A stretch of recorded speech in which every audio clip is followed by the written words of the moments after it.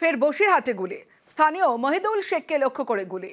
লক্ষ্যভ্রষ্ট হয়ে বাড়িতে গুলি লাগে। অল্পের জন্য বেঁচে যান মহিদুল। 17 জুন বসিরহাটে খুন তৃণমূল কর্মী। খুনের অভিযোগ ভাই জাকির গাজীর বিরুদ্ধে।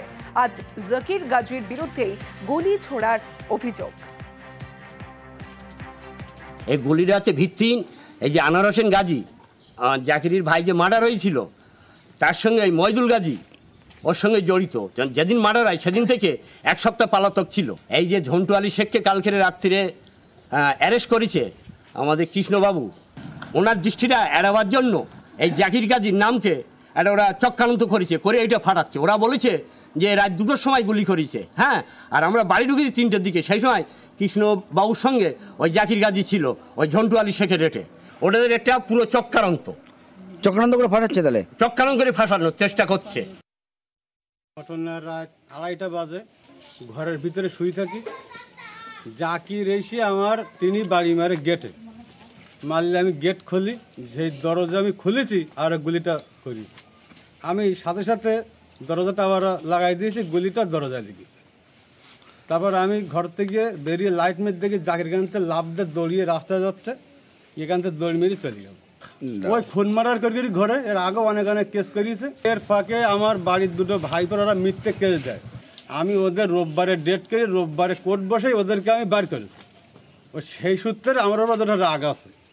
এবার তমলুকের খবরের দিকে নজর রাখবো। তমলুকের স্কুলে ধুন্ধুমাল। ছাত্রীদের যৌন হেনস্থায় গ্রেফতার হেডমাস্টার। যৌন হেনস্থার প্রতিবাদে স্কুলে বিক্ষোভ। সেই বিক্ষোভের ছবি দেখছেন আপনারা।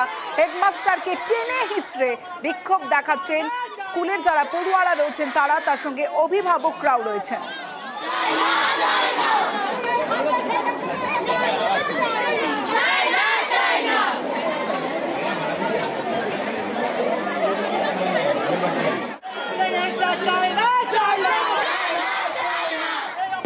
ক্লাস 6-এ পড়ে, আমি স্কুলের সঙ্গে 2 বছর অ্যাটাচমেন্ট হয়ে গেছে। এর আগে কোনো কিছু শুনিনি বা শুনলেও বিশ্বাস করিনি।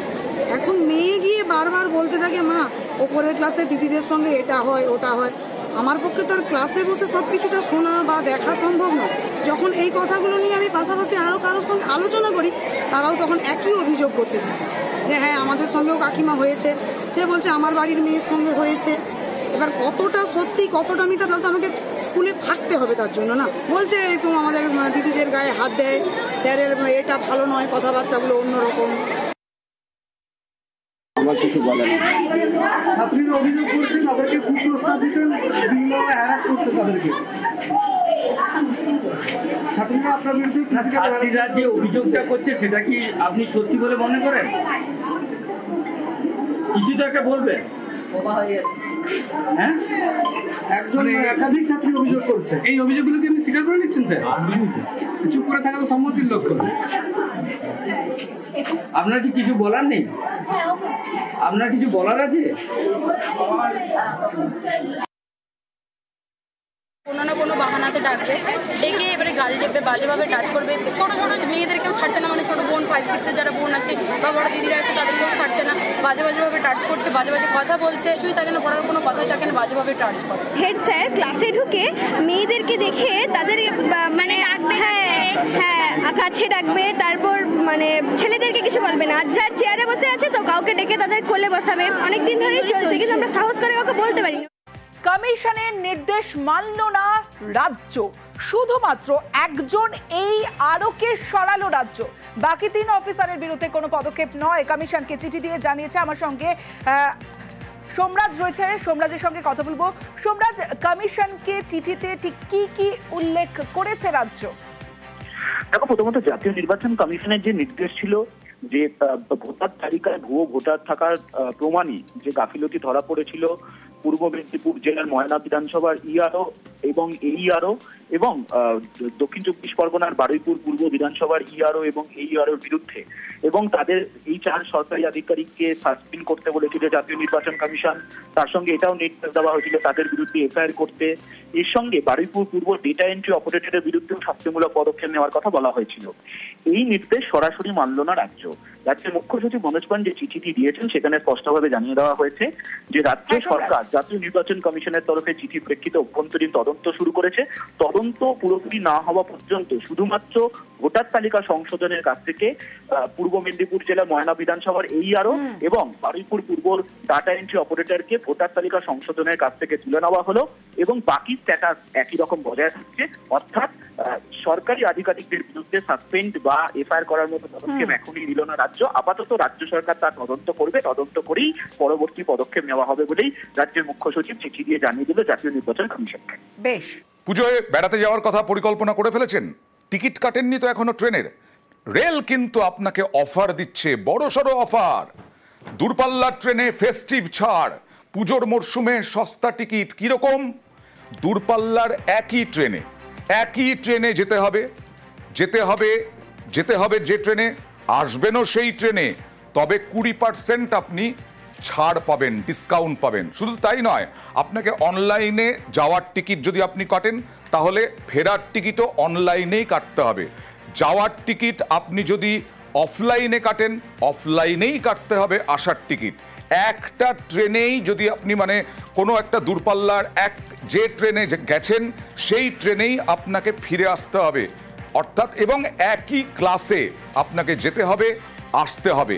এই রকম বিভিন্ন শর্ত কিছু রয়েছে, তাতেও 20% ছাড়। 13ই অক্টোবর থেকে 1 ডিসেম্বর পর্যন্ত এই ছাড়, যদিও রাজধানী, শতাব্দী, দুরন্ততে এই ছাড় প্রযোজ্য নয়। এবং তার সঙ্গে সঙ্গে ক্যান্সেলেশন ফি ক্যান্সেল করা যাবে না। 14ই আগস্ট থেকে অগ্রিম টিকিট কাটা যাবে। এই অগ্রিম টিকিট একসাথে অনওয়ার্ড রিটার্ন টিকিটে ফেস্টিভ মোডে 20% ছাড় পাচ্ছেন।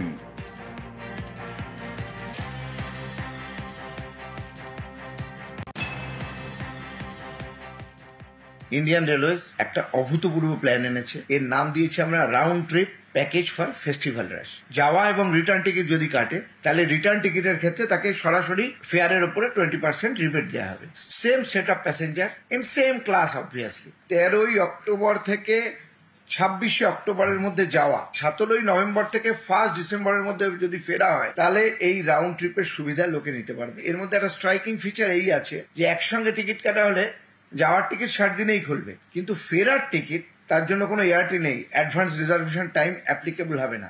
দুটো টিকিটই অনওয়ার্ড এবং রিটার্ন একই মোডে কাটতে হবে, অর্থাৎ আইদার দুটো টিকিট এতে কাটতে হবে কাউন্টারে, আর না হলে দুটো টিকিটই কাটতে হবে অনলাইন মোডে। অনওয়ার্ড এবং রিটার্ন এর কিন্তু কোনো ক্যান্সেলেশন এখানে অ্যাকসেপ্টেড না। রাজধানী, দুরন্ত বা বন্দে ভারতে এই ফ্যাসিলিটি নেই, কারণ ওখানে ফ্লেক্সি ফেয়ার চালু করা হয়েছে। সুবিধে তো হবেই, কারণ সেই সময় একটা ফেস্টিভ টাইম, এমনিতেই টিকিটের এখন ভীষণ ক্রাইসিস। নর্মাল টাইমেও টিকিট কাটতে গেলে পাওয়া যায় না, প্রায় সব টিকিটই প্রাইম তৎকালে কাটতে হয়। তো ফলে সেখানে একটা বড় অঙ্কের টাকাও লাগে।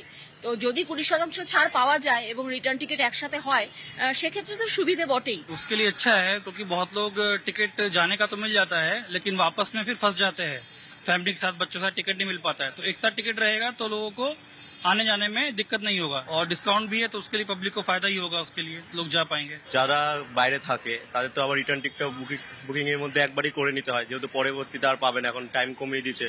সেক্ষেত্রে তাদের সাশ্রয় হবে অনেকটা। সাউথে কাজ করছে, একটা মিনিমাম থার্ড এসির টিকিটই 1800 টাকা করে যাচ্ছে, সেখানে 20% ডিসকাউন্ট মানে তো তার কাছে অনেক।